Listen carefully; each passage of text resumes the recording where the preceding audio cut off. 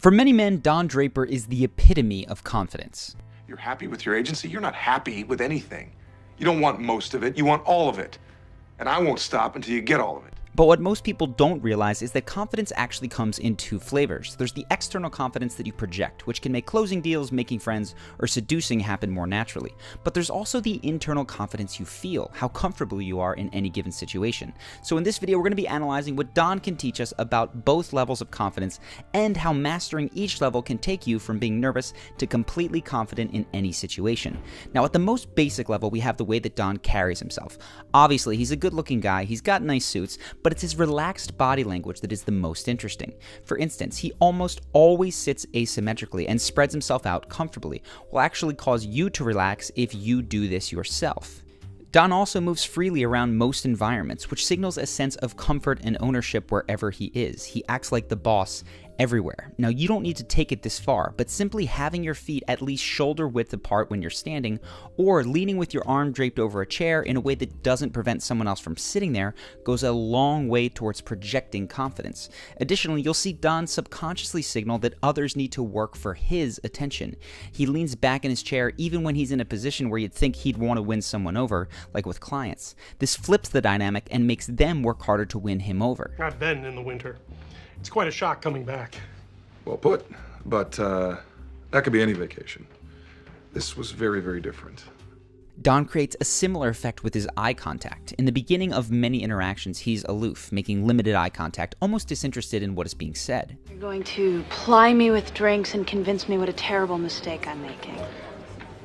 That is quite a drink. If you're sitting opposite him, this will make you want to try to win his attention. It feels good to get the person who isn't paying attention to you to do so. And when the other person has done that, Don gives his full piercing eye contact on special occasions, like when he's making a point. What you call love was invented by guys like me to sell nylons. Or nailing a pitch like he does on this campaign for lipstick. She wants to tell the world he's mine. He belongs to me, not you. She marks her man with her lips. Or seducing you like he does all the time in the show. My name is Don.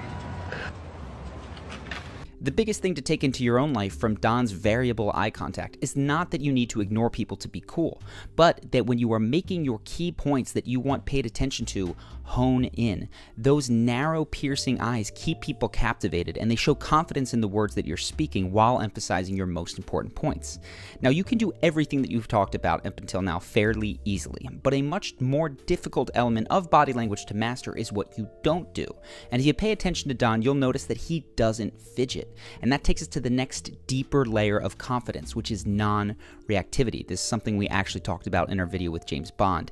This is much harder to fake because our emotions often get the best of us in these high-stress situations. And this is one area where lacking in confidence can really be a detriment. You overreact to your own mistakes and end up making things worse. But when you can remain non-reactive, it shows that you're not pressured by what's happening around you, and that makes you come across as more powerful. For instance, watch how Don reacts when two men hit on his wife in Rome, and how he calmly roleplays that he doesn't even know her. Contrast that with their insecure overreactions to him.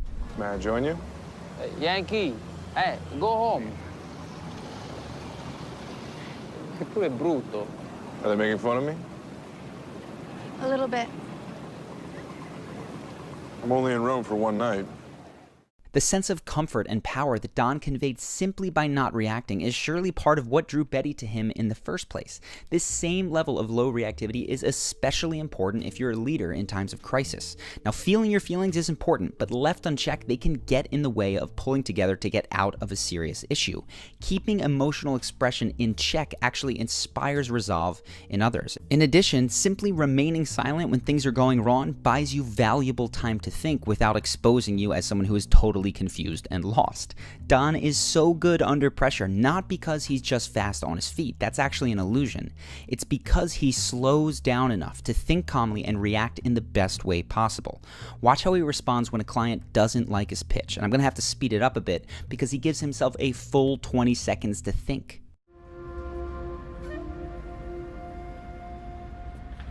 Gentlemen, before you leave, can I just say something? As a general rule, we are more demanding of fast responses from ourselves than we are from others. People give themselves only 30% as much time to respond as they would give someone else, which is why so many of us find it hard to pause when doing a public speech, even though we know it's a powerful tool. So when you are in a stressful situation and it feels like you need to do something right now, pause. You're almost always better served from a presentation perspective and a decision-making perspective to take a deep breath and slow down. Otherwise, you're going to look frantic and out of control. Now, the next sign of a more deeply internalized confidence is not trying to convince other people. And that might sound odd because when you think of Don Draper, you might think of the salesman who is all about persuasion. But being persuasive generally is very, very different from trying to convince any specific person.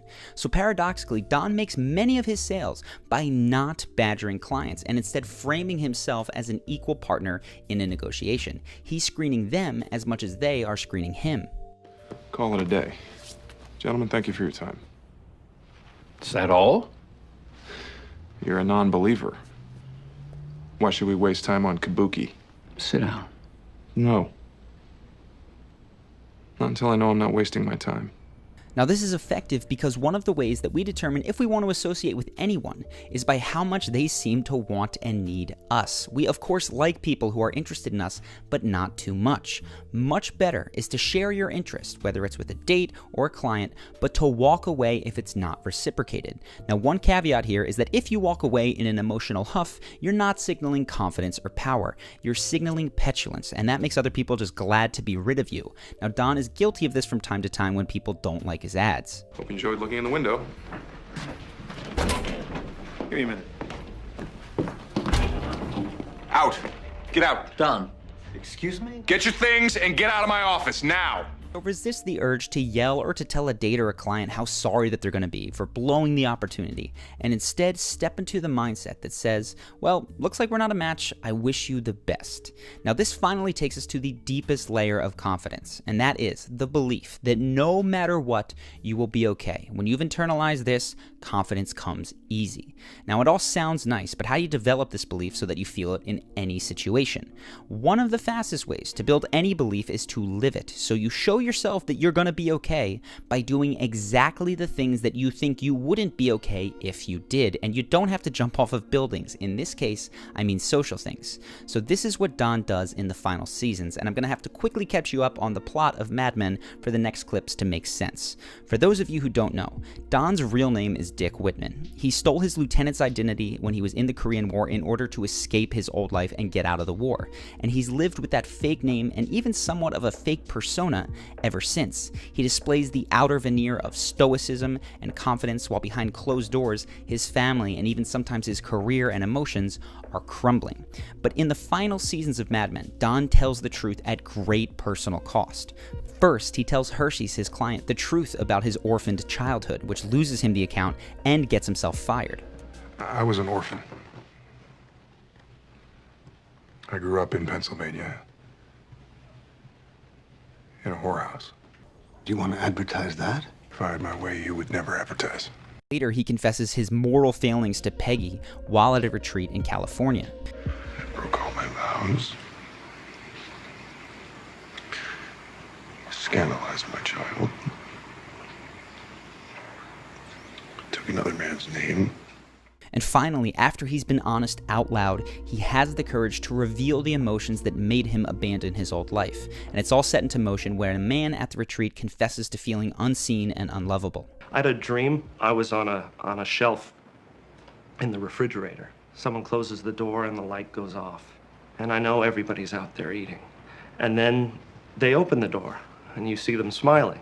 And they're happy to see you. But maybe they don't look right at you, and maybe they don't pick you. Then the door closes again, the light goes off. Don is sitting there shell-shocked from his conversation with Peggy, but as he listens, he goes from completely ignoring him to totally understanding where he's coming from. Despite the validation from business success and affairs with many beautiful women, Don still feels unlovable. And when he finally recognizes that same feeling of being unseen and unlovable, he can authentically connect with this man.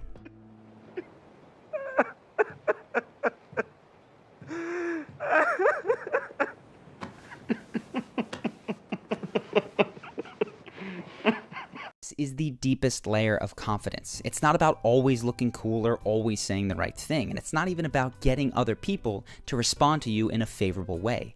It's living your life, at least socially, like you will be okay no matter what. And that means that you can tell the truth even if it loses you a client. You can tell the truth even if it makes you feel weak. Because when you live the truth, believing that you're going to be okay no matter what, you won't stay feeling weak for long. Instead, you'll stop feeling like you always need to say the right thing, and you'll stop worrying that someone else might reject you, because you know that you will never reject yourself. And when you combine this deep internal confidence with the ability to project external confidence, every interaction becomes easier and more fun, and you may begin to even look forward to the situations that previously stressed you out. Now, if you're interested in the fastest way that I know to build both deep confidence and that external showing confidence, I put together a video program to fast track you to the point where you feel centered in any social situation, so you don't feel like you're hesitating or grasping for what to say to make an interaction go amazingly. This is our flagship program called Charisma University. It's a 6-week program, and every day you will get a step-by-step action guide to make confidence your default mode of being, and it focuses both on the presentation aspect as well as that inner game aspect, which is nice because it takes the guesswork out of everything. You just follow the guide and you get the results. So if you want to fast track to more confidence, more charisma, you can learn more about the course with the button on the screen or the link in the description. We have had thousands of members go through this course and get a ton out of it.